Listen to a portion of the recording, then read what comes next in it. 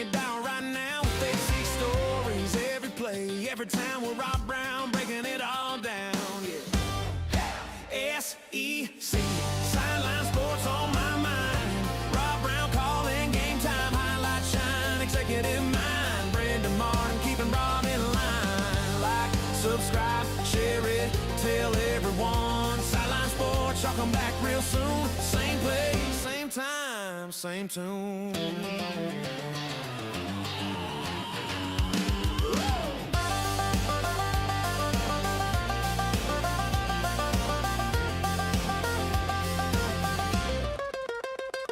From the booth to the field, every Saturday feeling you home. We ride that rivalry, make that living room sound like the zone. From Tiger Grouse to Rebel Crowds, every hometown heart. Robert, you're muted. And it's like how every show, I think, begins by me telling you you're muted. Yeah, I'm sorry about that. Got a lot going on, Rob Browne, in Memphis today. Those of you watching, pay attention to the weather, too. You might want to watch. We got level 4, 3, and 2 storms, hail, tornadoes coming into the Mid-South, but we're all over. Man, what a honor it is to be on here today. EP, Brenden Martin in Ocala. Buddy Rob, Martin. where are we? If you're giving weather reports, we got to know where you are. In Memphis, Mid-South, and in Nashville later today, right. Coming through Arkansas right now. Lots of big storms coming tonight, so everybody pay attention. We got a big one, though. Before we get started, remember, take a picture with your phone to the QR codes. We're broadcasting, streaming live, Twitter, Facebook, and YouTube, and Instagram. 8 channels of this, reels and all kind of content coming out. We got Buddy Martin down in Panama City, Brenden Martin, executive producer in Ocala, Florida, John Hartwell in Fairhope, Alabama, home of the Fairhope Fish House, shout out, Chris Lee, Southeastern 16 in Nashville, Dudley Dawson inside Arkansas. Hey, look, we're going to be on here talking about Selection Sunday. Share it, like it, subscribe. Let's get started. Before we go to this panel, and we got a lot of basketball knowledge on here, buddy, the carnage, there was some speculation on which teams might or might not get bids, but we do know this. The SEC's best hope, even in spite of getting pounded by Vandy yesterday, they're still a number 1 seed. And take it from there, and then we'll start with Chris and John and Dudley and let her rip. Well, I'll tell you, there were times yesterday that looked like they shouldn't be going to the tournament. Vanderbilt took them to school. I memean, the Commodores really just physically beat them up as well. There was a mystery to everybody who's seen Florida play lights out now, 12-game winning streak, et cetera, et cetera. And quite frankly, you wondered at the end of the game, would they be a number 1 seed? And all the calmer heads, like Lenardi and different people, said, calm down. They're still going to be, they still got the most quad 1 wins, et cetera, et cetera, et cetera. And then they got some help from UConn losing. And it's also about other teams winning and losing. So Florida's a number 1 seed. They're going to get an easy layup game or 2. They'll go to Tampa. And I guess the rankings are, isn't Duke favored to win it all? They're the betting favorite, I believe. And then Michigan is also obviously quite one of the favorites. And then obviously we'll see what happens to Arizona. So Florida's played 2 of these teams already.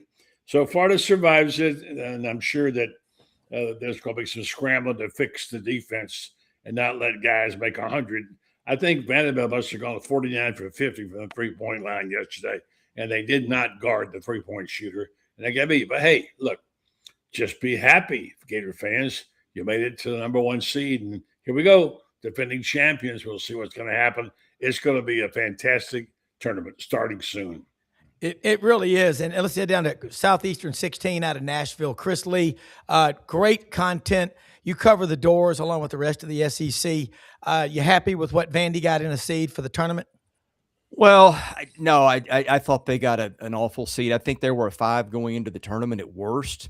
They beat Florida, they beat Tennessee, and at worst, they lose a game where they're even with Arkansas in the final 4 minutes. You would think that would at least move them up to a 4, maybe a 3. They got a 5, and they got McNeese State, who's one of the better 12 seeds. No, I don't think their draw was was a just one, but you play what's in front of you. And is McNeese a team they should beat? Sure. They're a team that'll slow you down a little bit. They're not really tall. They do hit the offensive glass a little bit, which has been an issue, but Vanderbilt got plenty of that with Florida and Tennessee this weekend, and Tennessee to end the regular season. So I think Vanderbilt will be prepared for whatever after what it went through in the tournament. But no, I didn't think the draw was what it should have been. Yeah, and there's a lot of debate about that. John Hartwell, longtime athletic director, Troy, deputy AD at Ole Miss, Utah State, ULM. You're down in Fairhope now. You know what it's like on Selection Sunday. Your takeaways so far, because the ink hadn't even dried yet, and there's going to be a lot of debate. But we know that Thursday and Friday are two of the least productive days in the workplace in America any time of the year. I don't think anything's even close, really. Yeah, I may throw Tuesday in there now because you've got the first 4 games on Tuesday. Yeah. Oh, by the way, it's St. Patrick's Day too, so I think you'll see quite a few toasts. On St. Patrick's Day. I thought the committee did a really nice job. I mean, sure, if you're last 4 in, first 4 out, there are going to be some people complain, but I think the right teams got in. I want to give a couple of observations about watching games this weekend, and to follow up on what Chris said. Man, Vanderbilt really impressed me this weekend. Their draw is not the best, and I've known Bill Armstrong for a long time, back to my Ole Miss days, and he will have one. He's got some players at McNeese; they'll be ready to play. I think Vanderbilt wins that game, though. But Vanderbilt and another V team, Virginia, really, really impressed me this week. I think Ryan Odom's crew can make some noise this weekend. And when you get to March, and here's the knock on this guy is he's never won a national championship. But don't count Matt Painter and Purdue out either. I think they had a really good run this weekend. But I still go back, and I've said it on your show for several weeks, Rob. I think it's actually a good thing the Gators lost. I know they got beat up kind of in the second half of that game yesterday. But you scroll on down, you look at that bracket, and do we get a rematch of last year's semifinal game or the game between final game between Houston and Florida. I think every basketball purist hopes for that game. Yeah, that great points, John. Dudley Dawson, Inside Arkansas. John Calipari, Kentucky won 15, 16, and 17 the SEC tournament. Last time that Kentucky had won in Nashville was in 2018. Second year for Coach Cal. And I love him, having watched him in Memphis for 9 years. Hogs win today, 86-75. What's the ceiling on this team? And you're right about Darius Acuff. He might be the best player in all of college basketball. He signs autographs after games for 45 minutes. That's a big deal. Yeah, he was really good all season, obviously, and the shot he hit falling out of bounds today just shows you how he can get his shot off in any thing. It's amazing. There was never going to be a perfect scenario for Arkansas. Arkansas wins the SEC tournament for the second time, just the second time. They move up to a number 4 seed. So you did those two things, and then they get sent to Portland. It was always going to be something to be upset about. It was never going to be a clear deal. But Oklahoma City, it's just right that way, just right over there. Right on I-40 West. St. Louis, I'm familiar with St. Louis. I've been there, and I like Portland when I've gone to visit. Every time I'm at a bar, they say cheers. It's a good deal. But and that would be the one thing that Arkansas fans will gripe about. But you're in a tournament. You're a very good team. You played really well this weekend. Take a day and quit griping for a minute. Yeah, and just be grateful for what you got. Yeah, I thought, I don't know where Coach Cal got that blazer he was wearing yesterday, but that's a good-looking blazer, and I think they're going to sell a couple of those. Buddy, Gators getting the number 1 seed 2 years in a row, a really big deal. Potential rematch with Houston. We all remember that exciting game. And I talked with you a lot. I was on your show Thursday. Gators last year, Gators this year. good, bad, everything about them. Compare them. Well, I mean, I love the basketball team. Their bigs can handle like nobody. I mean, they're unbelievable. And of course, Tommy Hoff is just as much fun to watch as any basketball player I've ever watched. And they played hard last night, but they couldn't defend. And they chose to let Vanderbilt's guys take the three and then knocked it down. They shot lights out. Florida doesn't shoot well from the three most of the time, didn't last night. They are very aggressive. They're a great rebounding team. They run the court like a bunch of guards, and they're 6'11". You know, they're huge guys. They pass the ball beautifully. But some nights things don't go well. And the hats off to Hawaii. Vanderbilt has those two beautiful guards. They play so good. And they defended well, and they knocked down their shots, and Florida didn't. And Vanderbilt not only beat Florida, but beat them at their game. The physicality, which is not usually something you associate with Vanderbilt. They are physical, and they are good, and they're trouble. So we'll see. I think maybe Florida will snap out of it because of the mistakes that they made. They won't make again this next couple of weeks. And I think they'll contend, and I think they'll be there at the end somewhere around the Final Four. But it was not – look, here's what's funny. A matter of a day, on Friday the 13th, which as we know was a bad luck day, Florida had one of the greatest days in sports ever. Everybody won. Their gymnastics team set a national record for a score. Their baseball team won a 1-0 game. Their softball team won. Everybody won.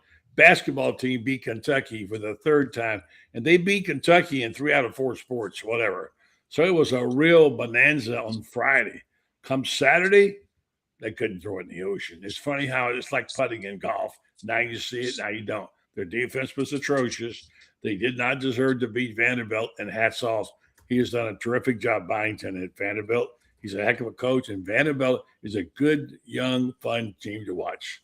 Absolutely agree. Chris Lee, Southeastern 16. Follow up on Buddy's comments, then we'll go back to John and then Dudley.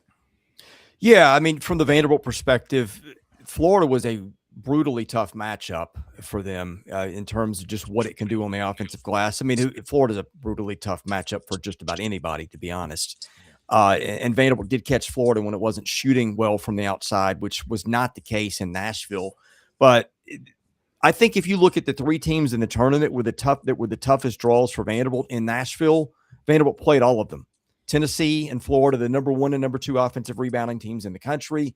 Vanderbilt really struggles there and got out-rebounded, I think, by maybe double digits in both those games, but won them. And then Arkansas and Darius Acuff Jr., who's just an incredible guard, he lit them up in Fayetteville and really gave Tyler Tanner a hard time. Arkansas's guards were on average 3 inches bigger than Vanderbilt starters. I think that was a factor today. It didn't hurt Duke Miles as much, but I guess the point I'm making is Vanderbilt played 3 really tough draws for it heading into the NCAA tournament, handled them all pretty well. So I think that was interesting to see how Vandy handled that stage as we go into the NCAAs.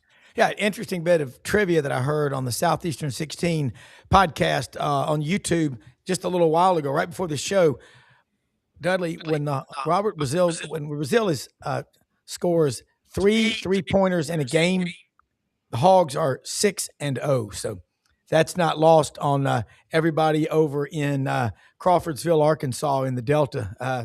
Anyway, John Hartwell, right now, Selection Sunday, total number, because it's happening so fast. So what's the total number? You as an AD and a CPA, crunch these numbers down. What's the total number of teams the SEC has now? We know we had 14 last year in the league, and had a couple of them make it to the Final Four and win the national championship, Florida.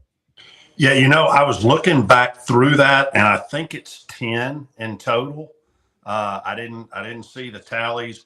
I was looking by region. So in the Midwest region, you've got 4 SEC teams in the Midwest region.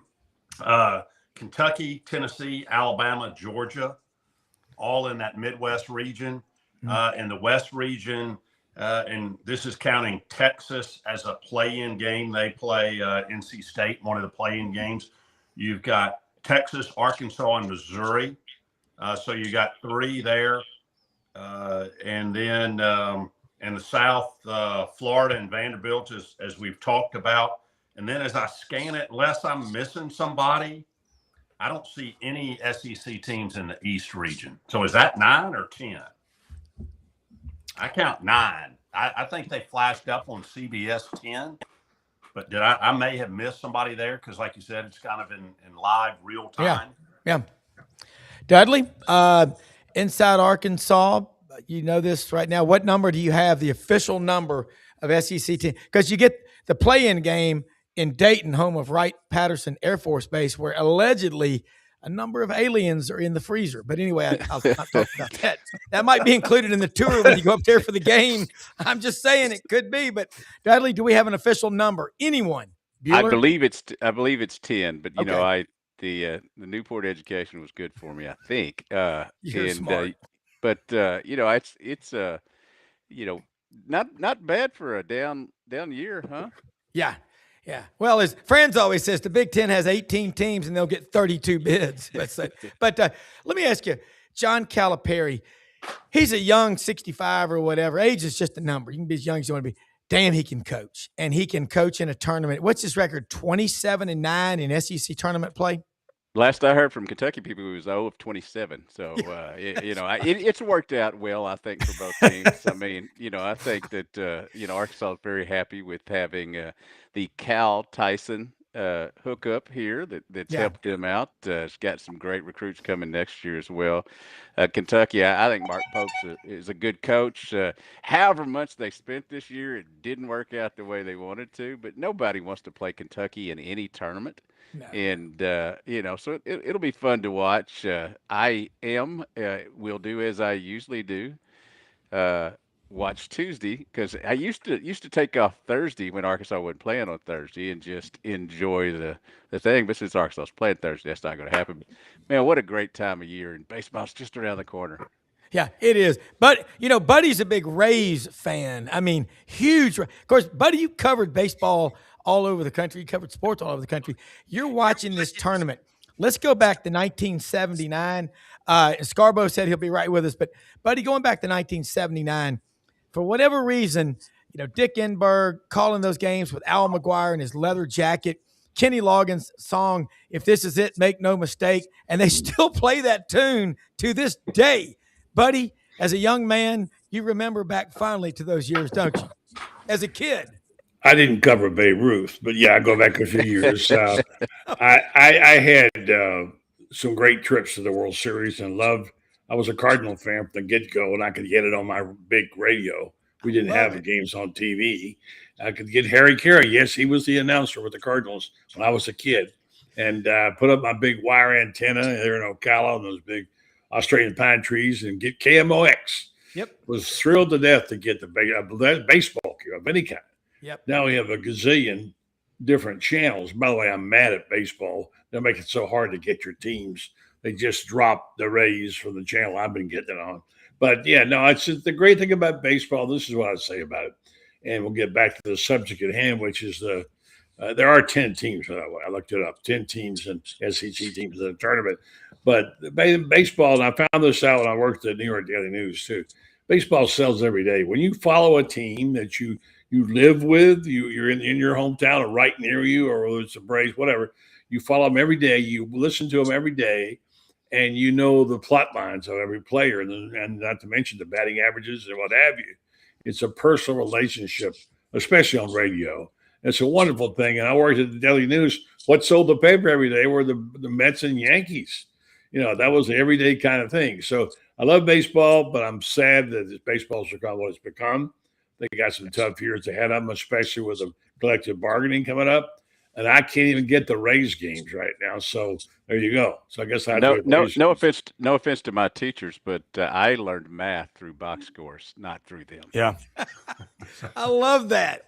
And Buddy, when I went to Auburn as a freshman, I'd go out there and listen to KMOX AM 1120 with Jack Buck and Mike Shannon, and I still have that echo in my ear of Mike Shannon in the seventh inning, ice cold Anheuser-Busch products. And you remember when Harry Carey talked about Augie Bush's family situation, and he was looking for another job, but Harry Carey was the greatest of all time. Buddy, God, man, if I could get inside of your brain, it would look There's like not much left. There's not much left in there anymore. You would be disappointed. It'd be 100 Leroy Neiman's is what it would be. Yeah.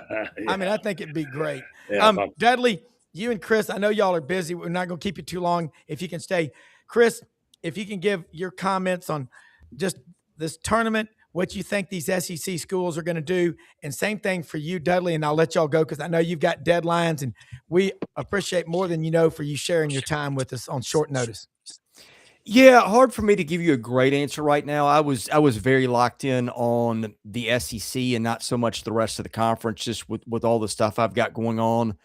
I think the first one that's interesting, Florida and Vandy potentially matched up in a South Regional Sweet 16 if they both win the first two.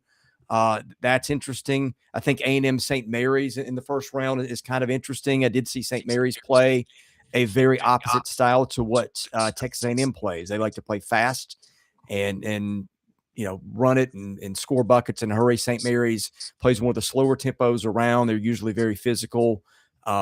Just a hard team to score against. So those are some things that just kind of stand out off the jump. I'm sure as we get into some more, unpacking of the bracket, I know Georgia, St. Louis will be kind of interesting. Josh Schurz at St. Louis is one of the very respected coaches in the game. They lost, 3 or 4 games, something like that this year. Georgia was really on a heater to end the year, shoots it very well. And I thought Arkansas getting sent to Portland. I mean, come on, that do better.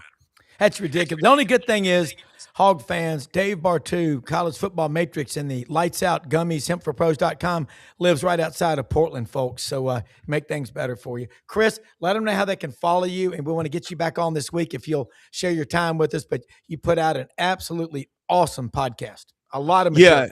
Yeah. Thank you. Southeastern 16 on YouTube and where you get your podcast is what we do. I've not been taking as much part in our basketball coverage lately, just because baseball is keeping me busy. But our goal of our channel is to cover SEC baseball, basketball, and football wall to wall. In fact, you can't see it in front of me. I've got an eye on Vandy LSU right now, and we'll have a baseball show probably tonight at some point once we get through the busyness of basketball.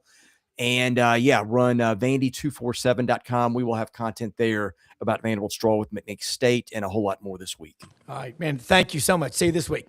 You bet. Thank you. All right, Dudley, same thing. I know you've got deadlines to meet as a writer. That's so important. But your thoughts, Hog Nation. I'm over in Arkansas right now. I'm back over in Parkin. They've closed all businesses closed tomorrow. It's a celebration. It's Hog. This is a celebration for the Hogs winning. What's the ceiling? How high can this team go? You're muted, Dudley. Can't hear you. Dudley, I can't hear you. Oops, sorry. There you go. I was saying that, I think there's only 4 teams that I see that they really don't have the ability to beat, on a neutral floor and all that. Those are the 4 number 1 seeds. But I also didn't think they were going to run through the SEC tournament, so they may be able to do it. One thing I was going to point out, everybody talks about those freshman guards, but you have to give a lot of credit to Trayvon Brazile, who was just all over the place today. You very rarely get a John Calipari coming off the court, and he gave Trayvon a 1 today, and so I think that he's probably gonna have to dry clean that thing. But I thought he has taken a lot of heat because sometimes he loses his composure, but when he plays hard and he plays consistent, he puts himself in position to make a lot of money because he's 6'10" and can do it all. Yeah. Dudley, let them know how they can follow you. And as always, thanks more than you know for sharing your time with the audience. Well, the Inside Arkansas podcast, recruiting podcast, is what I've been doing here lately. Obviously, Hogville is we cover all 19 Arkansas sports. Fearless Friday, keep my thing in the high school ranks because you know how much I love the high school ranks. And Dead Sports, DED Sports, is my Twitter handle or X handle or whatever we're calling it these days. That's right. And you'll find a lot about what I like on there. I do put some stuff up, but hey, who arranged this to have the NCAA tournament bracket reveal and the World Baseball Classic between the United States and Albert Pujols managed Dominican Republic? Yeah, 7 that o'clock. is. Should be fun. You're crazy, Dudley. We'll see you Wednesday on the show again. Have a great one and appreciate it. And follow Dudley. You'll keep up with the Hogs like no better place. Thanks. You bet. All right, Kevin Skarbinski. I can tell John Hartwell's here. We had Chris Lee from Southeastern 16 getting some information. Deadlines. That's what writers know the best guess because you think about what you're saying because you've written it, you and Buddy. John and I got a lot of questions for both of y'all, but your takeaways, SEC with 10 this year, had 14 last year. Is it more or less teams than you thought? Kevin. Yeah. It's the number that I thought. However, I am less than satisfied with the explanation from Keith Gill, the chairman of the selection committee, when he was asked who was the last team in, and it was not Miami of Ohio, it was SMU. And he was asked why. And Oklahoma and Auburn were the first two teams out. And he said it was SMU's, quote, quality wins. Really? You know how many teams that are in this field that SMU beat? 3. You know what their seeds are? North Carolina 6, Louisville 6, Texas A&M 10. You know how many teams are in the field that Oklahoma beat? 5. You know what their seeds are? 5, 8, 10, 10, and 11. Vandy, Georgia, Missouri, Texas A&M, and Texas. You know how many teams that are in the field that Auburn beat? 7. You know what their seeds are? 1, Florida, 4, Arkansas, 5, St. John's, 7, Kentucky, 11, Texas, 11, NC State, and 15, Queens. So don't tell me that SMU is in over Oklahoma and Auburn because they had better quality wins, because they did not. Yeah. John Hartwell, you've been in that room as an AD and administrator. Your thoughts on what Kevin just said? Yeah, I think he makes a great point there. Keith Gill, obviously I'm familiar with Keith being the Sun Belt commissioner.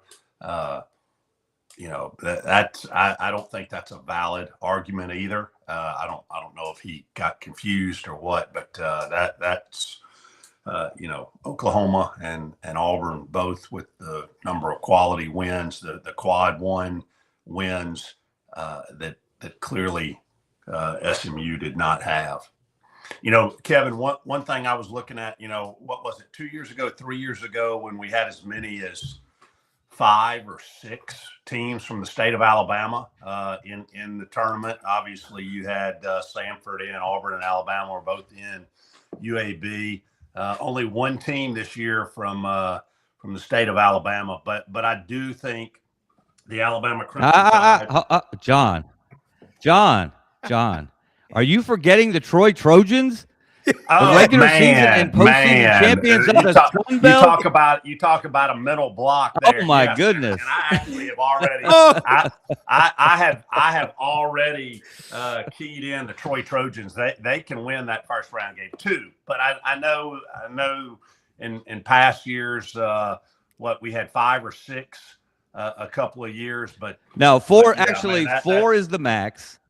Yep. 4. This is the 5th straight year that the state of Alabama has had multiple teams in the tournament, and 3 of the last 4 years we have had 4 teams in the tournament. That's the state record. Yeah. Yeah. That's amazing. And Buddy, you hear that down on Highway 231, traffic, John Hartwell, came to a screeching halt down in Troy. But they're in. You've talked about them the other day. But Buddy, the SMU story. Remember they got in the playoff a year ago. That was kind of weird. But they did raise $156 million in 7 days out there in Highland Park, standing on the corner with 10 cups. Amazing. Yeah, I'd rather talk about Troy, by the way. So I want you to know the intelligent people at Troy, the only school to offer me a preferred walk-on in football, by the way, just so you know. And incidentally, the reason I didn't go up try out, I didn't have gas money. I couldn't afford to drive up there. Oh, wow. But anyway, no, yeah, I mean, I can understand. Kevin made a very good point about the reason. I think there's also the SEC hangover.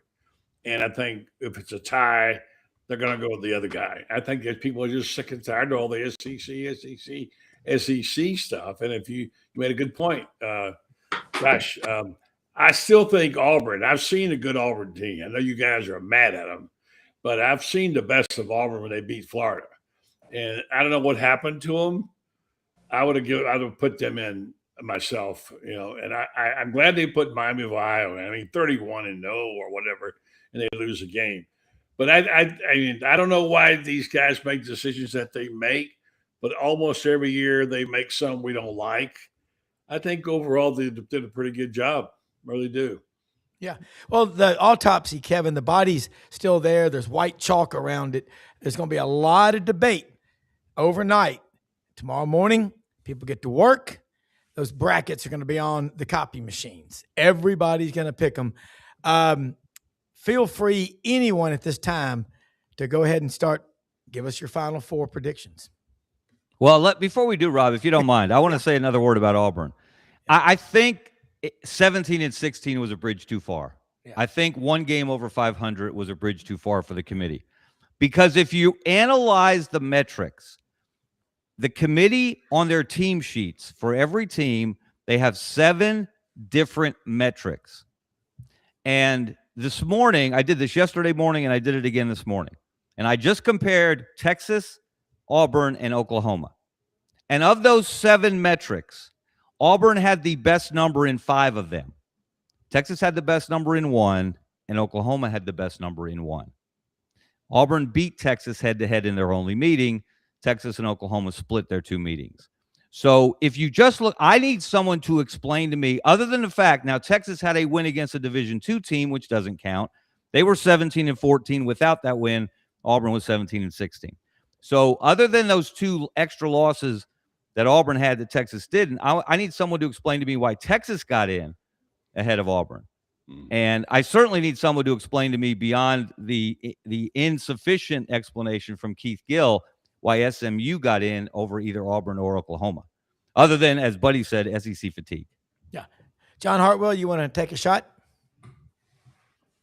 Yeah, I was just trying to see who I would say my 4 teams are. And wow, it's the easy out is to say the 4 number 1 seeds. I think Duke is going to be there. Of course, they have got injuries, a couple of injuries that, their ability to get to Indianapolis may depend on those 2 guys being back in the mix at some point. But I'll say Duke is going to make it regardless. I think Florida is going to make it too. They're going to have a hell of a battle with Houston. I think they will play Houston again, but I think Florida is going to make it. I'm going to go with Purdue in the West. A lot of people are, yeah. I just think Arizona is a really good team, but if they're not shooting the ball well, they are susceptible. And I think they're going to have some tough games along the way, including the Razorbacks potentially in a Sweet 16 game. And then I'm not totally sold on Michigan either. Iowa State has played really well. And I am, I think Alabama can still make it. I think Alabama has the talent. Nate Oates is a master motivator. I think he's a really good coach. I'm going to go Alabama kind of as my wild card team coming out of the Midwest to make the Final Four. Wow. Yeah. Buddy, any difference in there? Those just Alabama one. Yeah. I mean, I like Florida. Florida's chances just based on how good they can be. And I've seen them a lot, obviously. I do think Duke will be in there. I'm not sure about Michigan. Is an awful good basketball team. They got beat. I can't write them off. They are long and they were fast. They were skilled. I can't write them off. And I don't know. I haven't got the brackets in front of me. And I guess that would leave me for the 4th seed. I like the chalk. I like the chalk a lot. And so I'm gonna go with them, and I'm gonna put Michigan in the chalk as a team from that region.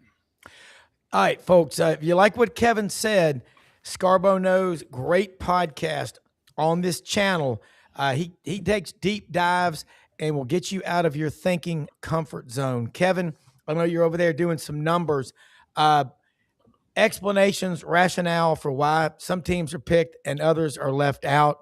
That's what makes this so much fun. The teams that don't get in become as much of a conversation topic as the ones that do, don't they? Can I just add one thing real quick? Oh, yeah. Pardon me if I interrupted you. Yeah. I am the worst brackets picker in the history of basketball. I mean, I'm absolutely the worst. I usually would go to my wife and say, give me your picks. And because she beat me every year. Yeah. You know, so I'm just not good at it. But it's going to be fun, and it's going to be it's going to be a heck of a great tournament. And I do think Florida's got a chance to repeat. I really do.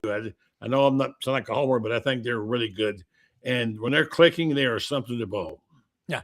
Buddy, you're not a homer. You are a true grit journalist like Kevin is as well. And Kevin, kind of take off from what Buddy just said, and maybe you've got your Final Four. No rush, but I'm just curious who you like. Obviously I need to study it a little more, but I will say this. One thing that is a positive trend for Florida, 6 of the last 10 national champions did not win their conference tournament. So that's something to keep in mind. Although Florida, each of the 3 times it won a national championship, it did win the SEC tournament first. So I don't know which one of those trends is more powerful. I will say this, again, to remind people that Alabama is a basketball state as well as a football state. Number 1 seed Arizona, their point guard, the Big 12 Player of the Year, Jaden Bradley, started his college career at Alabama as a freshman on the 2023 team that won the regular season and SEC tournament titles and got the number 1 overall seed.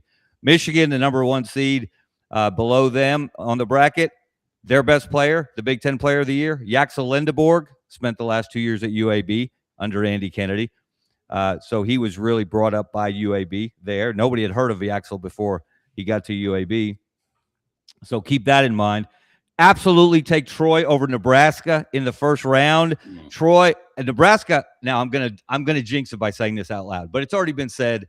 So I don't think I'm going to take blame for it if it doesn't happen. But Nebraska has never won an NCAA tournament game in men's basketball. And Troy under Scott Cross has done a fantastic job. John, 5 straight 20-win seasons. This is the 2nd straight year they're going to the NCAA tournament. How was it UT Arlington let him get away? I'll never understand. Well, they didn't let him get away. They fired him after a 20-win season. And that was Troy's gain. Their loss was Troy's gain. I'll tell you what, guys. I just like Arkansas, and I think they've got the best player in the country. I know what Boozer's done at Duke, but Darius Acuff Jr., if I'm the NBA and I have the first pick in the NBA draft, I'm taking that dude. I'm taking a guard that can get his own, that can find his teammates. First player, I forget the numbers now. He had 30 and 10 in the SEC championship game today. 30 points, 10 assists. That hasn't been done in a conference championship game in, I think, 3 decades.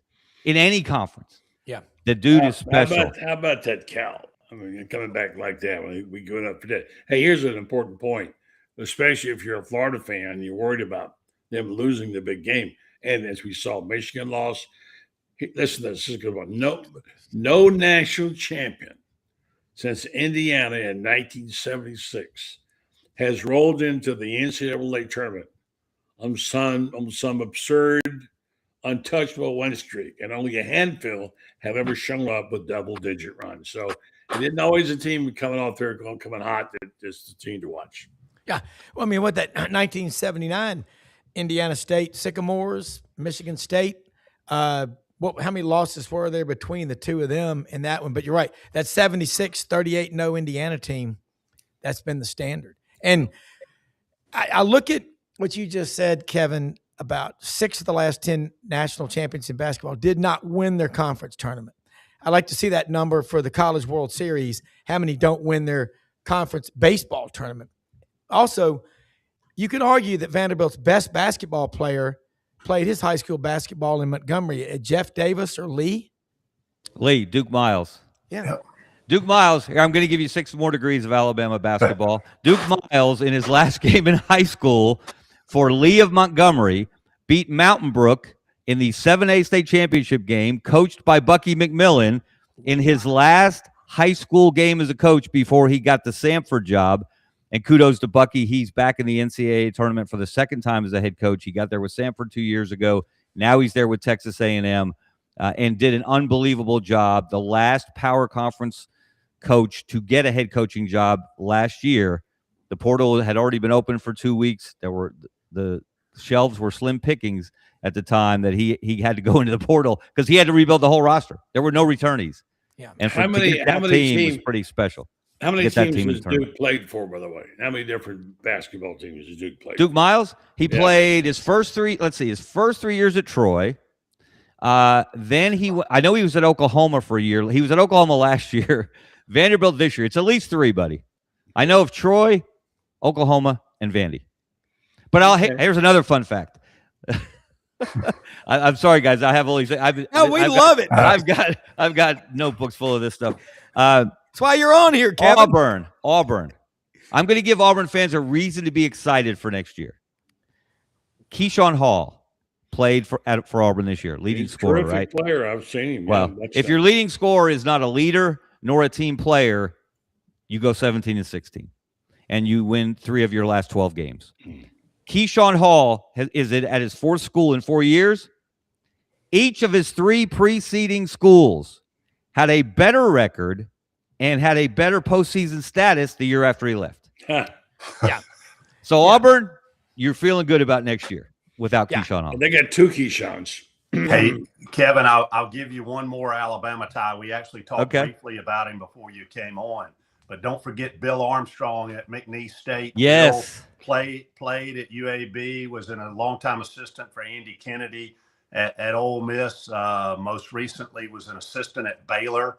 And prior to that was the head coach at Link Academy. So he's got some players, and there's some people, they could give Vanderbilt all they want in that game. And he's also, his associate head coach is another longtime Alabama high school coach, Robbie Coker. So lots of Alabama ties. I know Robbie well. Yes, that's great observation there, John. Is it true? A lot of people argue one way on strength of schedule, and then they'll say it's overrated. I'll throw this out there. Strongest conference, top to bottom, in America in college basketball this year. Anyone want to take a stab at that? And I mean, it's an opinion, so whatever you say is right. Well, it's strongest at the top is the Big 12. Yeah. I don't think there's any argument. The SEC doesn't have the number of elite teams it had a year ago. Yeah. It has more good teams than any other league, but it doesn't have that strength, that power at the top as the Big 12 does this year. Yeah. John? Yeah, I would agree. I mean, just look at what Ole Miss did in Nashville this week. I mean, a team that, played a lot of close games, lost a lot of close games. And shoot, Ole Miss was within a bucket of playing for a championship. Yeah. And that's I don't know if you call it parody or whatever, but buddy, all year long, the smart basketball people, and they're on this show right now, have been telling me, and I can't argue, Big 12. Bill Self he's such an institution there. You've got Texas Tech, you got Arizona. Can you make an argument for any other league? Well, again, it depends on whether you're talking about the best teams or the best top to bottom. Top to bottom. I mean, Big Ten's got some awful good teams. Yeah. SEC. I suppose if I broke it down, I would probably go Big 12. Yeah, and the ACC, the conference. I mean, so Duke is the best team coming out of there, guys. Their strength of schedule. Kevin, I know you're really good at breaking down these wins. Dave Bartu on here right now. Dave, you do a lot with the numbers, the football matrix, but and I mentioned this to you the other day, you can do basketball. You are really good. And so, I know we're going to try to get you on tomorrow or Tuesday talking about basketball, but we've all picked our Final Fours on the show so far. Let's get your thoughts. And first off, thanks for taking time to join us. The Hog fans, I told them to look you up when they're out in Portland, hempforpros.com. Make sure they get some gummies that might help them. Oh, yeah. So anyways, no, I was just in my art studio and my phone kept dinging. and I saw your tweet about SEC getting snubbed, and the first thing that came to my mind is, and look, I haven't seen a bracket, not one. Okay, this is absolutely 100% blind. That's why I got my Harry Carries on, baby. But the first thing that popped into my mind when was the SEC snubbed, my thought was, hell no, all of them play crap defense. Yeah. That was the first thing that came to my mind, right? And here's why. Okay, since February 1st, and I'm a real big proponent of what have you done for me lately? Teams get better, teams get worse. Like Vanderbilt on an upswing, okay? Tennessee on a downswing. And so these are numbers since February 1st. 365 defensive and offensive, or 365 Division I teams. Okay, here are the defensive numbers of the SEC. 80th, that's Georgia. 45th, that's Florida. Now this doesn't count yesterday's games. Okay, and Tennessee, 89th. Okay, after that, there's not a one team in the top 100. Not one. Okay, listen to these numbers. 185th, 174, 186, 165, 265, 227, 330. Woo! Longhorns. Will Muschamp better be calling defense on basketball too. Yeah. 290, 314, 260, 271, 286. Oh, Mississippi State doesn't have the worst defense in the SEC. Good on you guys. It's not the same for football. Yeah. So so I look at this and defensively, the SEC is not very good at all, and they don't have a lot of teams that are even in the top 50 of the offensive side of it. So no, if there was an SEC, actually, who are you saying was the SEC snub? Did Georgia get in? Yeah, they got in. Okay, fine. I got. Who else were you thinking was a snub? Give me somebody. I'll give you a profile. Kevin. No, the two Dave that didn't get in. 10 SEC teams got in. The first two teams out were Oklahoma and Auburn. 10 got in. Yeah, 10 got in. And you tweeted about a snub. Are you kidding me? You guys are on crack. Dave, wait, Dave, where are you getting your numbers from? Where are you getting your defensive efficiency ratings from? Me. I get them from me. Okay. I do them. You and Ken Palm are wildly different places on deficiency ratings. Florida is the number, according to Ken Palm. Yeah. Florida has the number 6 defensive efficiency rating in the country. Tennessee is number 15. Alabama is number 67. Sans win the whole season. Whole season. Vanderbilt 31. Yeah, because what they did 31. Against crappy teams in November and December really matters right now. Well, also you could say this, Dave. Yeah. Clearly the SEC is an offensive league this year. Their strength is offense. Alabama leads the nation in scoring. And according to Ken Palm, they're number 3 in offensive efficiency. So you're right. And I have them 15 Florida's number 9. Yeah, Florida's number 9 in Ken Palm. They are an offensive league. Yes. So how much of it is bad defense? How much of it is great offense? When you've got guys like Darius Acuff Jr. and LeBaron Philon and Florida's front court, et cetera, et cetera. It's a great offensive league, and it's not as good defensively across the board as it has been. But I'm not sure it's as bad. I don't, as your numbers indicate one thing, Ken Palm's indicate another. Yeah. But I think you're being a little harsh on the quality of the SEC from top to bottom. As someone who's watched it, for 40 years, and certainly watched it this year. Oh yeah, and look, Brenden asked me to come on, and I'm trying to provide some entertainment and a different point of view. It's Brenden. Second of all, we're closer than that, and third of all, I just wanted you to tell everybody you're going to come on this week and talk a little smack. I love when you come on. You bring the numbers in a different perspective, and the funny thing is, you have this knack for being right, which is kind of annoying. But I love you. Well, it's okay. I hear why NFL teams hire you to hire coaches. There's a reason for that. So. Well, I think here. Let me say something. This is interesting what Kevin just said about the numbers with Ken Palm and the numbers that you have, Dave. Yeah. And just like that number about speed, Kevin. We were talking the other day of the fastest 5 NFL teams this past year. Only one of those 5 made the playoffs.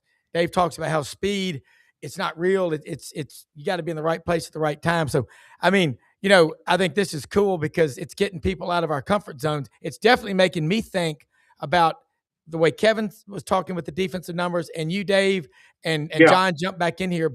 And we'll get into it this week, but it's definitely making me go back, and I'm going to be doing some serious research tonight. Well, so somebody just get me Kevin or John's or anybody's email, and I'll send all of this data that I have right here.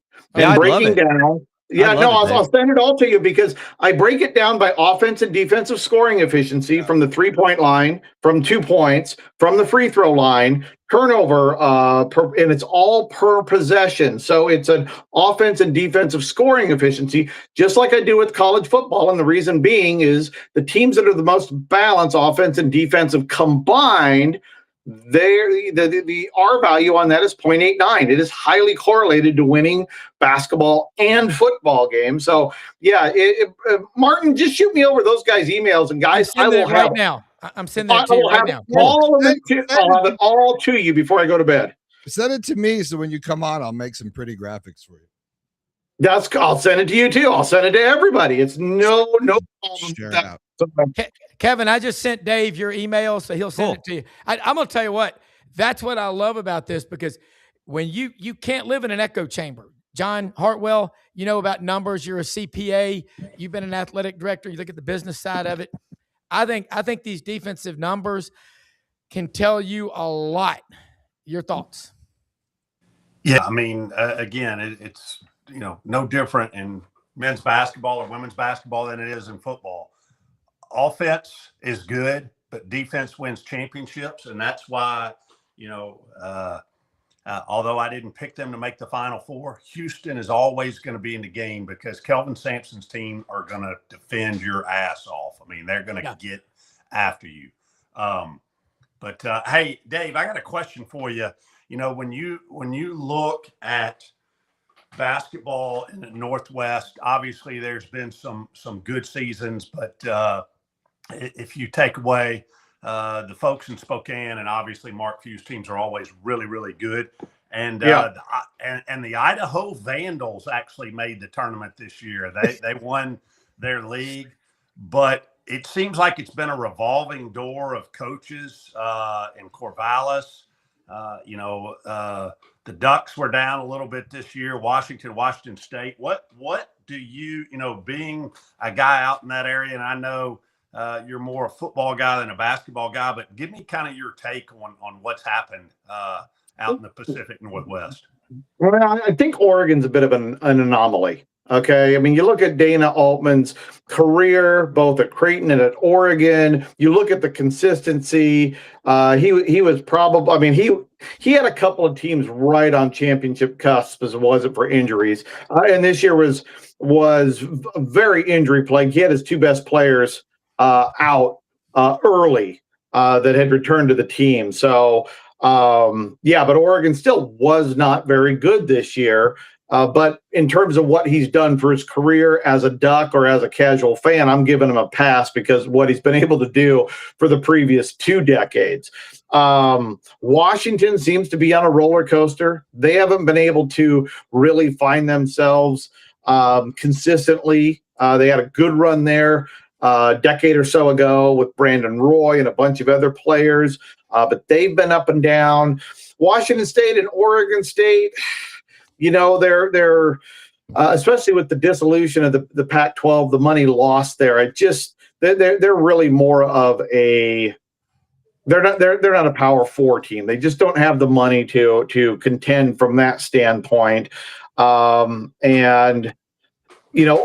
on the West Coast, you look at just West Coast basketball in general, UCLA, USC, Cal, Stanford. These are all teams that 10, 15, 20 years ago, I'm not saying they were a staple in the Sweet 16, but it was a lot more consistent. And to me, the entire West Coast seems to have a difficulty in figuring out, how to put it together consistently. Yeah, the only one that's been able to do it's Gonzaga. in Arizona in the regular season. Arizona still chokes every postseason, so whatever. And I'm only saying that because if it wasn't for Washington, Arizona would be my least favorite team. So I gotta come clean on my bias. I love it. But in all seriousness, you look up and down the West Coast outside of just the last 10 years, outside of Gonzaga, Oregon's been pretty consistent, but not at Gonzaga's level. And Arizona, even Arizona's had its up and downs with the coaching changes. I think West Coast basketball has struggled overall the last decade plus. Yeah, Kevin. You're not excited, Dave? You're not excited about Santa Clara getting in for the first time in 30 years since Steve Nash back in the day? Oh my gosh! Like I said, I haven't even looked at a bracket yet. I haven't looked at the numbers. Santa Clara plays Kentucky, by the way. Santa Clara plays Kentucky in the first round. You're like one of those street magic guys, not musicians. The street magic guys walked up. I didn't even watch the game. This is what happened by the numbers. Yeah, exactly. Okay, I'll let you get back to your show. This will be my parting shot for the SEC, though. I agree on the offense. Georgia, Arkansas, Vanderbilt, Alabama. Actually, Oklahoma was number 30, but their defense was way off on that. You know something? It was Florida. What seed is Florida? One. They're the last number 1 seed. Yeah, I'll take them to be the first number 1 seed out. And what's what's the rationale? I'm just looking at their numbers here, and I think they're really good. I think they're really good. Not sure if they're great at anything. So offensively, the last 6 weeks they haven't been great. Defensively, they've been the best in the SEC. But I just when I'm looking for a number 1 seed, and I haven't looked at the other 3, but that's what I'm seeing right now. Everybody wants to watch a show for somebody who doesn't want to sit in the gray area and pick a bunch of favorites. So if I'm going to say something brash, why not make it the number 1 seed in Florida? I like. Hey, Dave, I'm gonna pull this thing back full. Dave, I'm gonna pull this full circle for West Coast basketball. I know there was a reference to Harry Carey on the glasses. But if you put a piece of white tape through the middle, you're Kurt Rambis all over, man. There we go, baby. Bingo. Dude, I was born and raised in LA, so I was a Dodger, Rams, Laker fan from the beginning. So yeah, I love it. Rambis is awesome. Hey, Dave Rambis, that is a call out, bro. That is going. Yeah. Hey, Kevin, dude, I'll take it as a compliment. I'm gonna rough up Hartwell next time I see him, though. Hey, he had his own fan club, the Rambus Youth. Isn't that what they called it? He had his own fan club. It got to be better than that, right?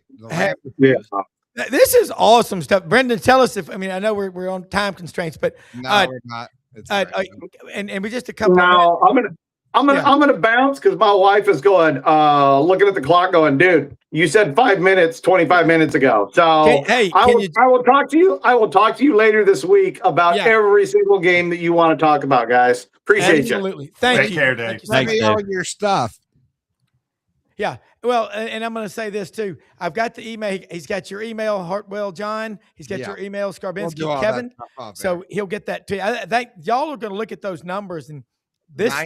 19,000 folks joining us tonight on Twitter. How are you guys? Welcome. Wow. Thank you so much. Wow. And this is impressive. First off, thanks all of you for watching wherever you are. And Brenden, thank you. I'm sorry. I just actually did a melt, like you can melt faces together. And I did it on Grok because I have about 19 AIs open right now. So, Chris Angel is the street performer. And then, Dave Bartu being so sexy tonight with his big glasses. I asked Grok to just put those two people together, and this is what we got. We get Chris Angel with Dave Bartu. That's frightening.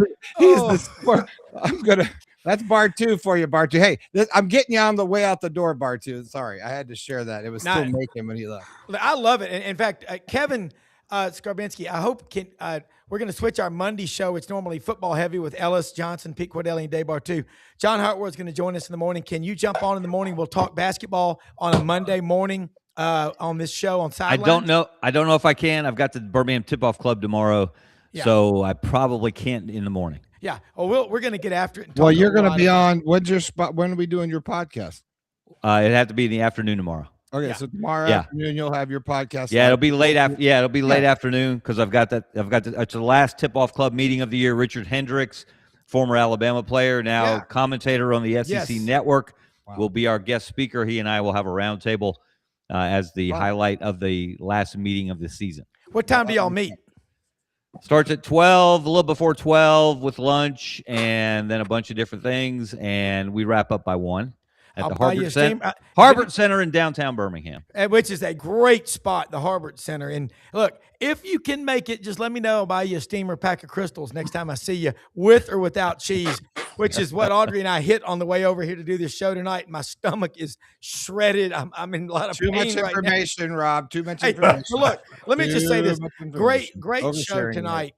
Hey, you want some inside information? I'm going to tell you something that nobody else in the free world knows about college basketball. Breaking news: Kevin Skarbinski, and this will be of interest to Florida fans, who we know are no fans of Doug Shows and Pat Adams, who did the Florida Vanderbilt game in the SEC tournament yesterday. Correct?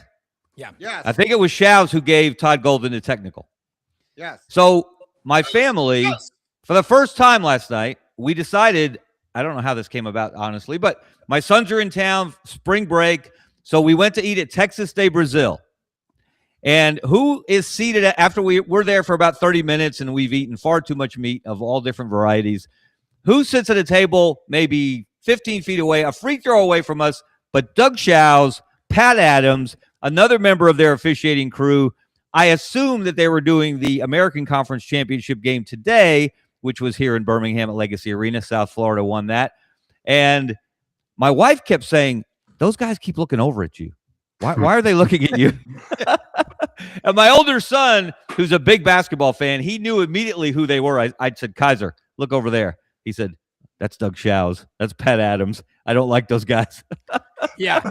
Well, I mean, try going out. This is part of the problem. They do a game in Nashville on Saturday. Then they were doing a semifinal in the SEC tournament. Then they're doing a championship game in the American Conference in Birmingham on Sunday. There's no telling how many games a week those guys do. It's out of control, but I thought you guys would enjoy that, especially Florida fans, because we know what they think of Doug Shows. In fact, somebody did a stat of Florida games with Doug Shows officiating, and the record is far worse than Florida's record without Doug Shows officiating their games. Whatever that means, I don't know. That's all right. So, Kevin, you know how to get to Doug Shows pregame. Somebody's got to go in his hotel room and take his dumbbells because he's doing sets of curls before the game. Oh, I have no doubt. That does not surprise me, John. Curls for girls, baby. Yeah. Who was the football official a couple of years ago? His nickname was Guns. He had his arms are big as my thighs. But yeah.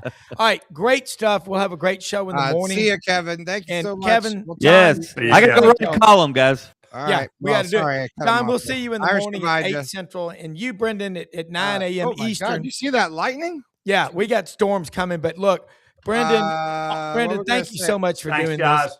Hey, you bet. And Brenden, you got storms. I get your weather thing on my phone now in Ocala. Y'all got storms coming, but Brenden, thank you so much. This was awesome. Yeah, YouTube. We're gonna have we got all sorts of stuff this week. Check us out. I just want everyone to know because we got a lot of people watching. So I just want to hit it on the way out. We are SEC Sidelines Monday through Friday on this network right here, and you can slide on in there. Scarbo knows that's his Twitter, so I just want everyone to make sure that there was the difference there. But if you want to watch all of our shows and do all the check everything out what we do during the week, which is lots of stuff, night and day, you can slide on to sidelines.live. Just you just do the whole QR reader deal there, right there, or you can check it in the chat room or whatever. You guys know what to do.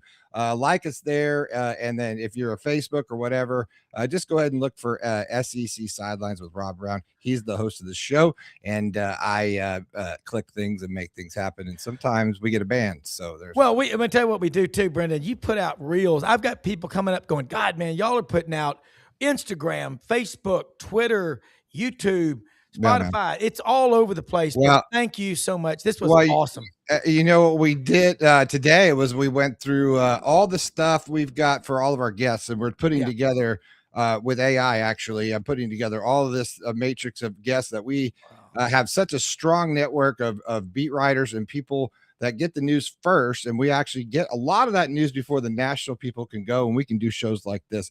So it's not just another YouTube show, guys. It's not just another deal. Like it's a real folks, incredible guests. Rob lines them up every single day. And this football season and beyond for the SEC, we're going to have the exclusive #1 coverage. I'm telling you that you're going to find anywhere else, and you're going to hear it first here, like when we broke stories on Lane Kiffin and all sorts of stuff. This network is growing, and we're excited for it. And we're going to have a gaming show next fall for football. Yes. You can subscribe and get the picks. So awesome stuff, man. We'll be back in the morning. Stay tuned to this channel. Got the best executive producer in the world. Have a great night, everybody. Good night, everybody. Woohoo! They're always going crazy. Good night.